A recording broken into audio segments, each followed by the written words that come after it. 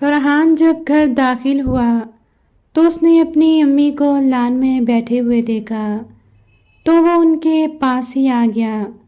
سلام کرنے کے بعد وہ اپنی امی سے کہنے لگا، امی میں بہت پریشان ہوں۔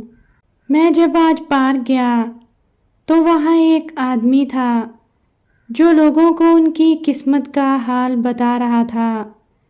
بہت سے لوگ اس سے اپنے مستقبل کے بارے میں پوچھ رہے تھے۔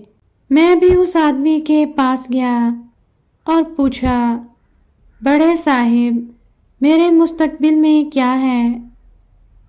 اس شخص نے مجھے مسکرا کر دیکھا، پھر اپنے طوطے کو زمین پر پڑے رنگ برنگے لفافوں کی طرف متوجہ کیا۔ طوطے نے ان لفافوں میں سے ایک لفافہ اپنی چونچ سے اٹھا کر اپنے مالک کو پکڑا دیا۔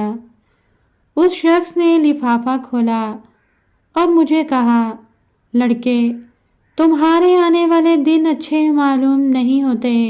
میں اس کی بات سن کر بہت پریشان ہوا۔ میں نے اسے فیس دی اور وہاں سے چلا آیا۔ امی مجھے لگتا ہے اس دفعہ میرا رزلٹ اچھا نہیں آئے گا۔ اس کی امی نے کہا، بیٹا اس طرح کسی سے قسمت کا حال پوچھنا بہت بڑا گناہ ہے۔ یہ سب دھوکہ ہے اور لوگ ان پر بھروسہ کر کے اپنے پیسے ضائع کر رہے ہیں۔ بس ہمیں اپنے آپ پر اور اللہ پر پورا بھروسہ رکھنا چاہیے، کیونکہ صرف اللہ ہی جانتا ہے آگے کیا ہونے والا ہے۔ فرحان نے اپنی امی سے پوچھا، امی کیا اللہ تعالیٰ مجھے معاف نہیں کریں گے؟ اس کی امی نے جواب دیا، بیٹا اگر تم اللہ تعالیٰ سے سچے دل سے معافی مانگو گے اور یہ وعدہ کرو گے کہ آئندہ تم اس طرح کا کوئی بھی کام نہیں کرو گے تو اللہ تعالیٰ تمہیں ضرور معاف کر دیں گے۔